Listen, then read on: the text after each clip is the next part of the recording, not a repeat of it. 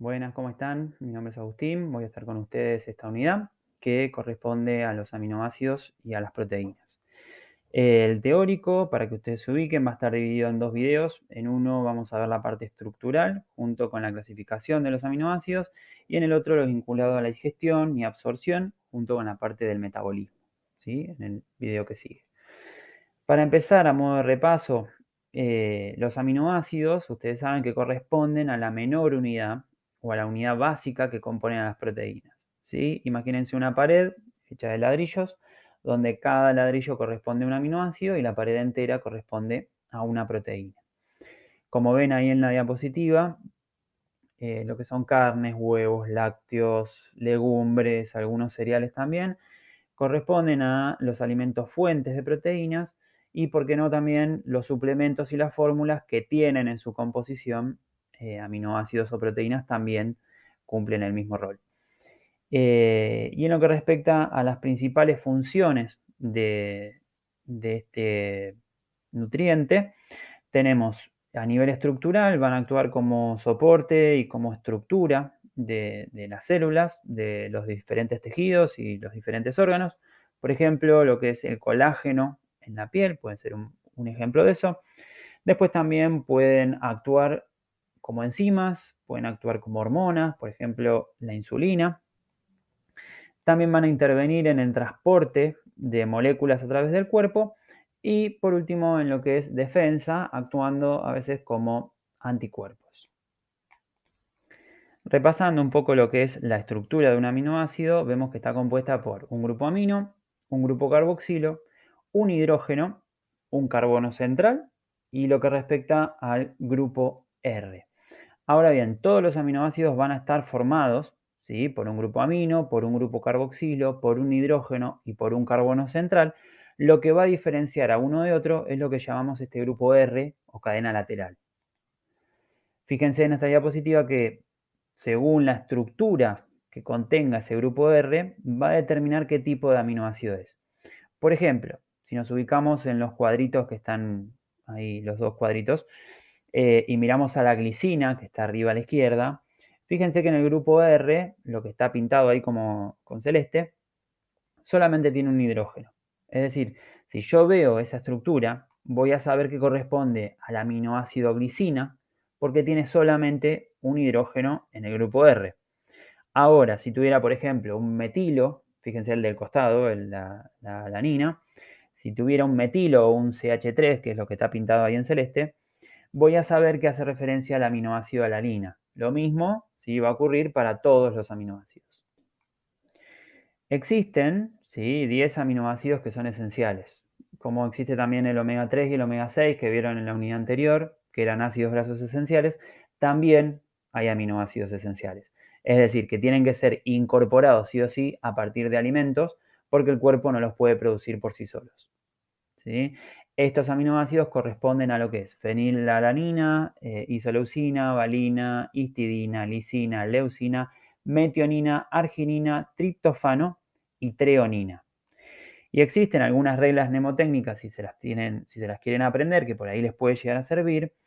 Fíjense que todo lo que está pintado de un color diferente, obviamente hay dos frases, ¿no?, que corresponden a lo mismo. Todo lo que está pintado en un color diferente hace referencia a uno de esos aminoácidos y obviamente hay palabras mal escritas, pero que bueno, sirven como para poder acordarse o poder retener estos 10 aminoácidos. Bueno, les había dado el ejemplo de la pared y los ladrillos para que se entienda la diferencia entre aminoácido y proteína. Ahora bien, ¿cómo es que se unen estos aminoácidos? La unión entre dos aminoácidos corresponde a lo que es un enlace peptídico del tipo amida, ¿sí? Es un tipo de enlace muy estable en condiciones normales que permiten que las proteínas mantengan su estructura y puedan llevar a cabo las funciones que mencionamos antes necesarias en el cuerpo. Este tipo de enlace, es decir, la unión, como ya dijimos, entre los dos aminoácidos, se da una reacción de condensación, se llama, en donde se elimina una molécula de agua y ahí quedan unidos ambos aminoácidos. Esto no es que solamente ocurre si hay dos aminoácidos, puede ocurrir, entre todos los aminoácidos que sea necesario. Si se unen solamente 2, se va a formar un dipéptido. Si se unen entre 3 y 9, un oligopéptido, se denomina así, esa cadena de 3 a 9 aminoácidos. Si es entre 10 y 49, se va a llamar polipéptidos, y recién a partir de la unión de 50 aminoácidos es que se denomina proteína. Todos los aminoácidos se van a ir uniendo como si fueran eslabones de una cadena, ¿sí? De a dos, se le suma un tercero, un cuarto, un quinto, así hasta que sea necesario. Siempre, siempre va a tener un extremo amino libre de un lado, esa cadena va a tener un extremo amino libre de un lado y en el otro va a tener un extremo carboxilo. Es como si agarro una cadena, el primer eslabón siempre va a tener un extremo amino libre, es decir, que no va a estar unido con nada más, y un extremo carboxilo libre en el último eslabón de esa cadena que tampoco va a estar unido a nada. Ahora bien, ya entrando un poco en la parte de clasificación de las proteínas, existen varios criterios para hacerlo. Si seguimos con lo último que mencionamos, que un aminoácido se une a otro formando una cadena y demás, vemos que corresponde a lo que ahí vemos en la diapositiva, a la estructura primaria, ¿sí? Es decir, si utilizamos el criterio de clasificación según el nivel estructural, que puede ser primario, secundario, terciario o cuaternario, una proteína con estructura primaria corresponde solamente a una secuencia lineal de aminoácidos, o sea, una cadena de aminoácidos. Si yo veo una proteína que solamente es una cadena de aminoácidos, puedo decir que, o la puedo clasificar según su nivel estructural, en una proteína primaria. Ahora, una proteína con estructura secundaria tiene también una cadena lineal de aminoácidos, igual que la primaria, pero se le va a sumar la unión entre sí de grupos aminos y carboxilos. A ver, para llevarlo por ahí algo más que se lo puedan llegar a imaginar. Es como si yo agarro una cadena, la misma cadena, y con pegamento uno las uniones entre cada eslabón, ¿sí? Pero unión de un eslabón y el otro con la unión de otro eslabón y otro, ¿sí? ¿Se entiende? Y ahí ocurre una especie de plegamiento de esa cadena.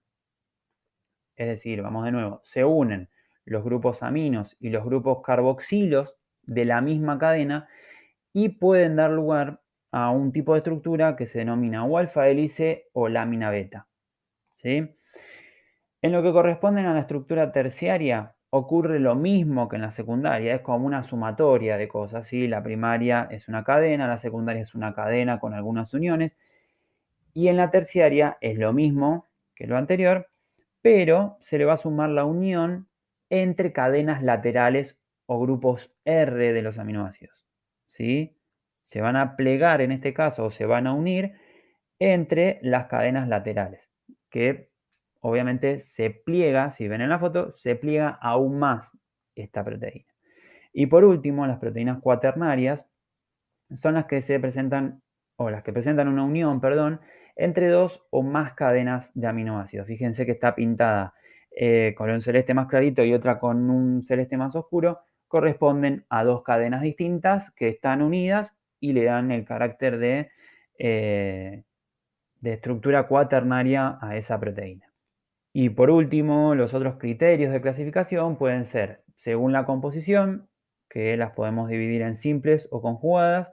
Las simples corresponden a que si una cadena es hidrolizada, es decir, si separo cada componente de esa proteína, solamente voy a obtener aminoácidos, ¿sí? O sea, yo agarro esa cadena, separo todas las partes que tiene, reviso qué es cada parte, solamente voy a obtener aminoácidos.